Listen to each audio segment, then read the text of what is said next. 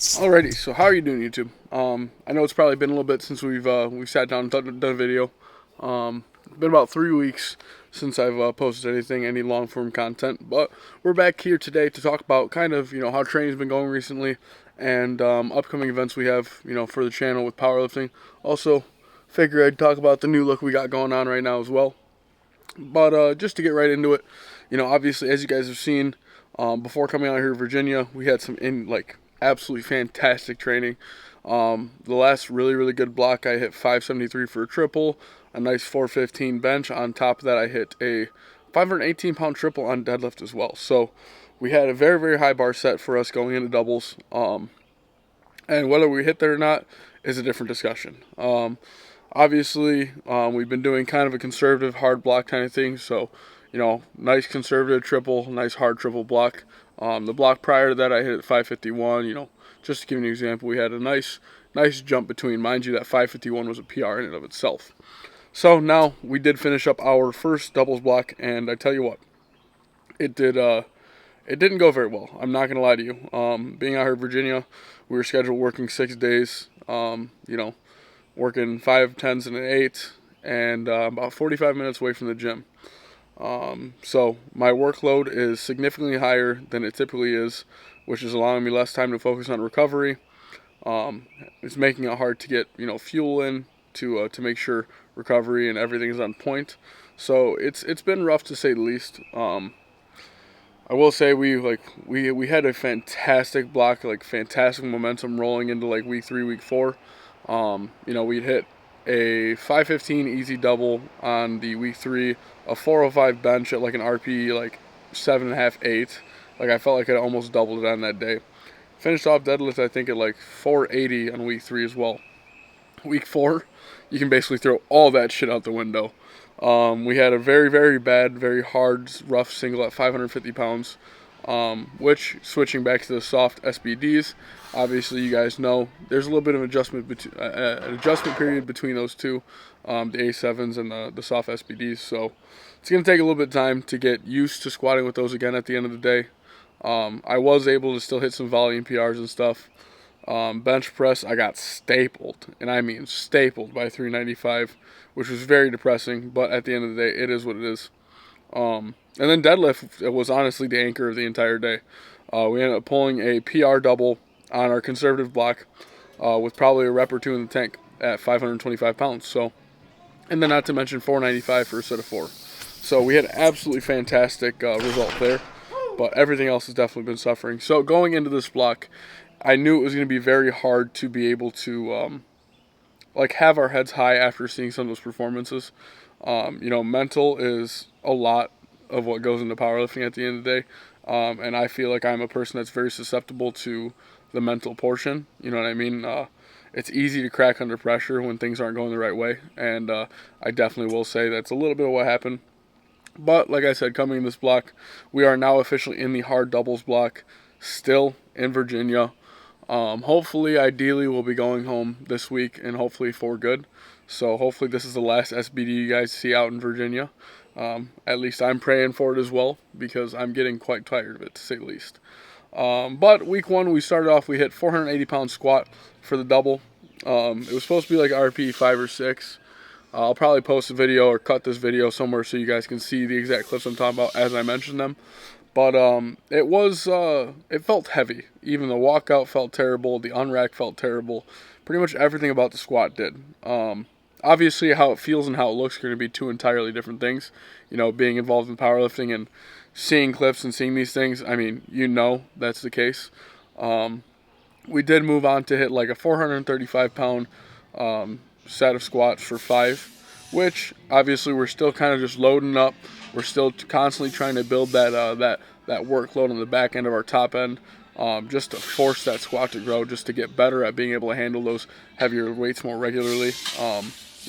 Obviously on the harder blocks also, you'll notice that we will not be pushing back downs as hard, but I'm still trying to keep that bar set high.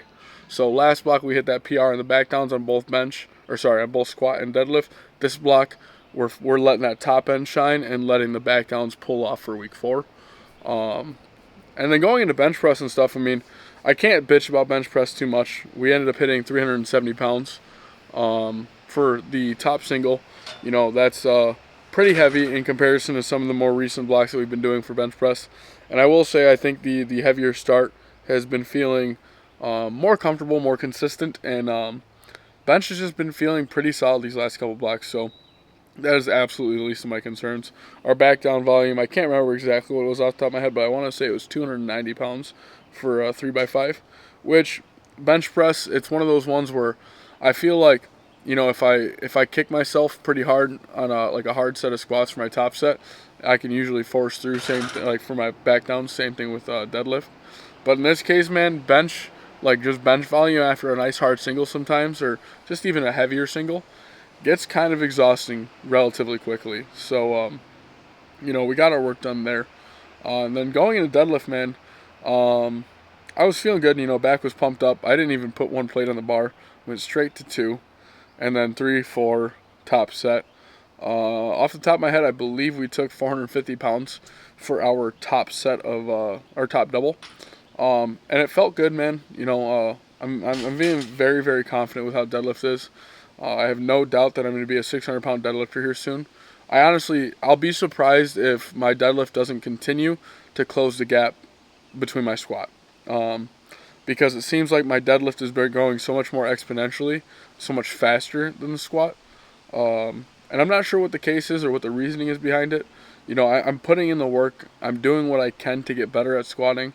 It was at one point like undeniably my best lift, but I think we're slowly starting to slip away from that, which is it's definitely a weird feeling. I'm not really sure like the trajectory wise where we're gonna end up, because there's so many.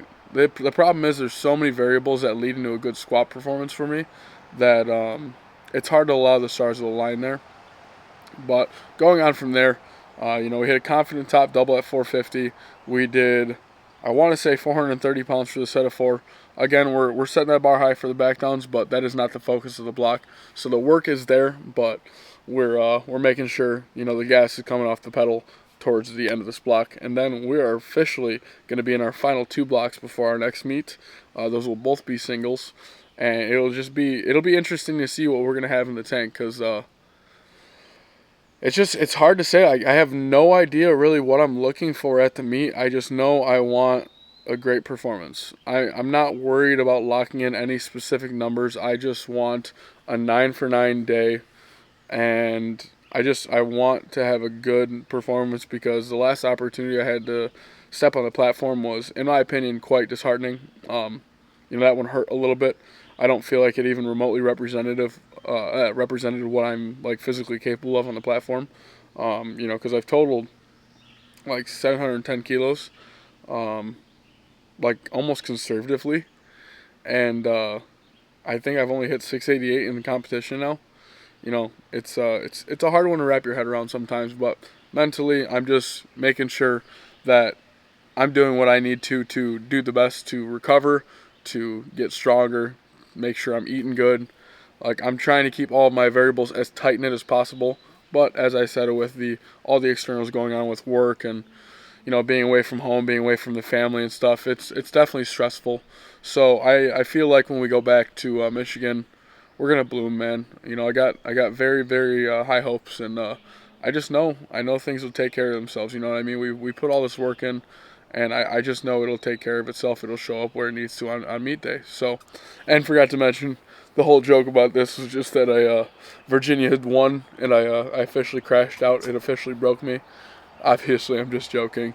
I just honestly, I got too lazy, and my hair was too damn long, and I didn't want to pay for it. So I asked one of my buddies to borrow their electric razor so I could just shave the mop off. And I'm not gonna lie, I'm a little bit happier with the look than I thought I was gonna be. But if you guys did make this far in the video, I very much do appreciate it. I just kind of want to take the time to let you guys know kind of where my headspace is mentally, whether we're talking about powerlifting, you know, day-to-day life, work, just life in general. And just know I'm doing good. I'm still working, and I'm very much looking forward to the future, man.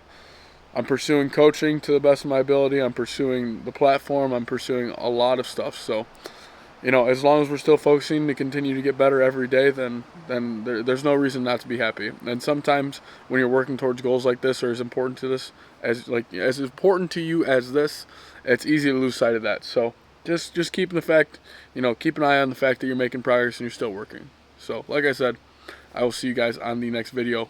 I'll see you guys in week 2.